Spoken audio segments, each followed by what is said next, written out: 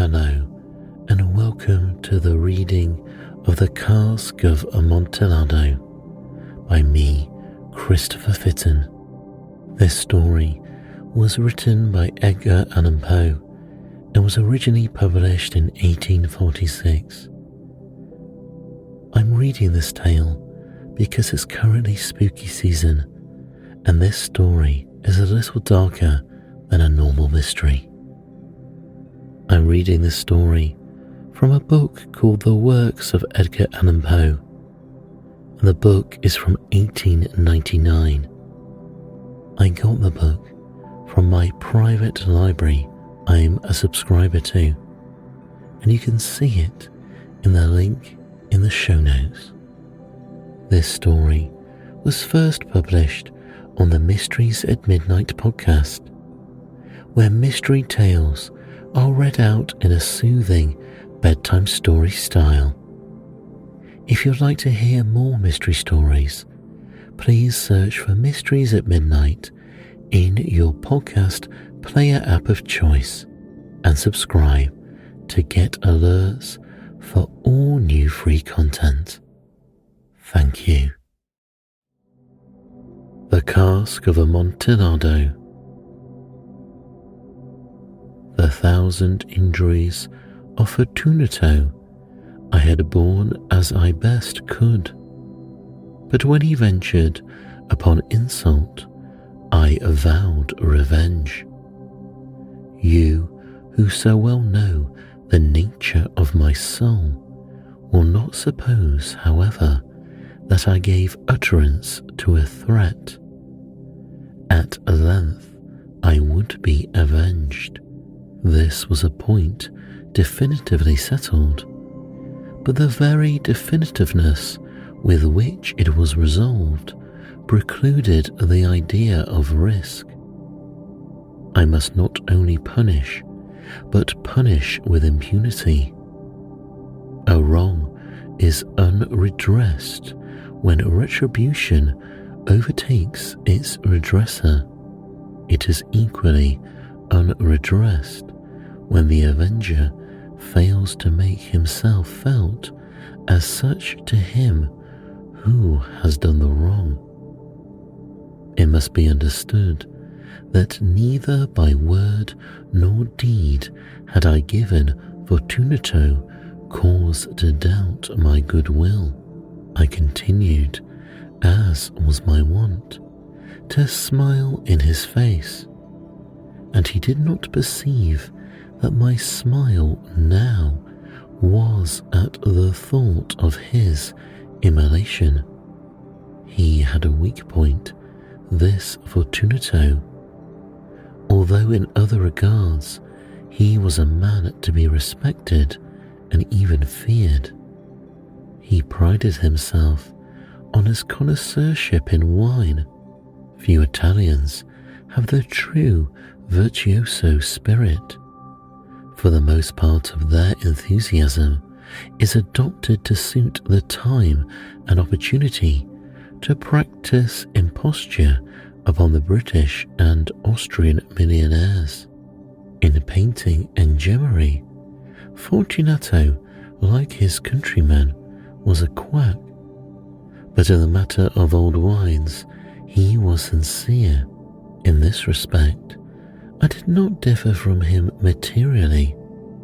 I was skillful in the Italian vintages myself, and bought largely whenever I could. It was about dusk one evening during the supreme madness of the carnival season that I encountered my friend. He accosted me with excessive warmth, for he had been drinking much. The man wore motley. He had on a tight-fitting, party-striped dress, and his head was surmounted by the conical cap and bells. I was so pleased to see him that I thought I should never have done wringing his hand. I said to him, "My dear Fortunato, you are luckily met. How remarkably well you are looking today, but I have received a pipe of what passes for Amontillado, and I have my doubts." "How?" said he. "Amontillado? A pipe? Impossible! And in the middle of the carnival?" "I have my doubts," I replied, "and I was silly enough to pay the full Amontillado price without consulting you in the matter. You were not to be found, and I was fearful of losing a bargain." "Amontillado," he said. "I have my doubts," I replied. "Amontillado," he said again. "And I must satisfy them," I said. "Amontillado. As you are engaged, I am on my way to La Chessie. If anyone has a critical turn, it is he. He will tell me. La Chessie cannot tell Amontillado from sherry," he replied. "And yet some fools will have it that his taste is a match for your own." "Come, let us go," he said. "Whither?" "To your vaults." "My friend, no.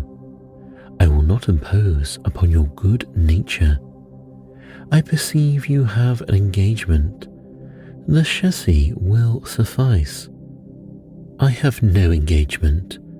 Come," he said. "My friend, no. It is not the engagement, but the severe cold with which I perceive you are afflicted. The vaults are insufferably damp. They are encrusted with nitre." "Let us go nevertheless. The cold is merely nothing. Amontillado, you have been imposed upon, and as for La Chessie, he cannot distinguish sherry from Amontillado," he said. Thus speaking, Fortunato possessed himself of my arm, putting on a mask of black silk and drawing a roque éclair closely about my person. I suffered him to hurry me to my palazzo. There were no attendants at home. They had absconded to make merry in honour of the time. I had told them that I should not return until the morning, and had given them explicit orders not to stir from the house. These orders were sufficient, I well knew, to ensure their immediate disappearance. One and all, as soon as my back was turned, I took from their sconces 2 flambeaux, and giving one to Fortunato, bowed him through several suites of rooms to the archway that led into the vaults. I passed down a long and winding staircase, requesting him to be cautious as he followed. We came at length to the foot of the descent, and stood together on the damp ground of the catacombs of the Montresors. The gait of my friend was unsteady, and the bells upon his cap jingled as he strode. "The pipe," said he. "It is farther on," said I, "but observe the white webwork which gleams from these cavern walls." He turned towards me and looked into my eyes with 2 filmy orbs that distilled the rheum of intoxication. "Nitre?" he said at length. "Nitre," I replied. "How long have you had that cough?" My poor friend found it impossible to reply for many minutes as he coughed. "It is nothing," he said at last. "Come," I said with decision. "We will go back. Your health is precious. You are rich, respected, admired, beloved. You are happy, as once I was. You are a man to be missed. For me, it is no matter. We will go back. You will be ill, and I cannot be responsible. Besides, there is the chassis." "Enough," he said. "The cough is a mere nothing. It will not kill me. I shall not die of a cough." "True, true," I replied, and indeed, I had no intention of alarming you unnecessarily. But you should use all proper caution. A draught of this Medoc will defend us from the damps." Here I knocked off the neck of a bottle, which I drew from a long row of its fellows that lay upon the mould. "Drink," I said, presenting him the wine. He raised it to his lips with a leer. He paused and nodded to me familiarly, while his bells jingled. "I drink," he said, "to the buried that repose around us." "And I to your long life," I said. He again took my arm, and we proceeded. "These vaults," he said, "are extensive." "The Montresors," I replied, "were a great and numerous family." "I forget your arms," he said. "A human foot d'or in a field azure. The foot crushes a serpent rampant whose fangs are embedded in the heel." "And the motto?" he asked. "Nemo me impuni licet." "Good," he said. The wine sparkled in his eyes, and the bells jingled. My own fancy grew warm with the Medoc. We had passed through walls of piled bones, with casks and puncheons intermingling into the inmost recesses of the catacombs. I paused again, and this time I made bold to seize Fortunato by an arm above the elbow. "The nitra," I said. "See, it increases. It hangs like moss upon the vaults. We are below the river's bed. The drops of moisture trickle among the bones. Come, we will go back ere it is too late. Your cough." "It is nothing," he said. "Let us go on. But first another draught of the Medoc." I broke and reached him a flacon of de Grave. He emptied it at a breath. His eyes flashed with a fierce light. He laughed and threw the bottle upwards with a gesticulation I did not understand. I looked at him in surprise. He repeated the movement, a grotesque one. "You do not comprehend?" he said. "Not I," I replied. "Then you are not of the Brotherhood." "How? You are not of the Masons?" "Yes, yes," I said. "Yes, yes. You? Impossible. A Mason?" he said. "A Mason," I replied. "A sign," he said. "It is this," I answered, producing a trowel from beneath the folds of my cloak. "You jest," he exclaimed, recoiling a few places. But let us proceed to the Amontillado. Be it so, I said, replacing the tool beneath the cloak and again offering him my arm. He leaned upon it heavily. We continued our route in search of the Amontillado.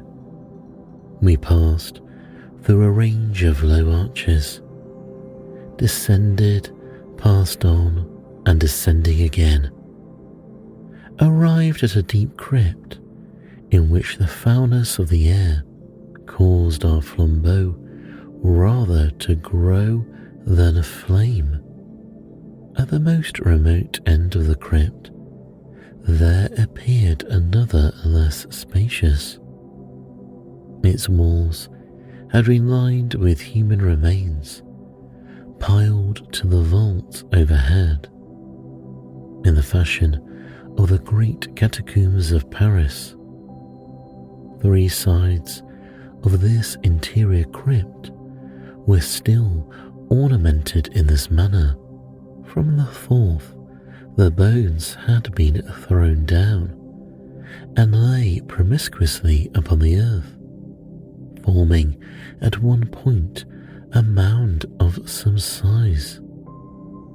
Within the wall, thus exposed by the displacing of the bones, we perceived a still interior recess, in depth about 4 feet, in width 3, in height 6 or 7.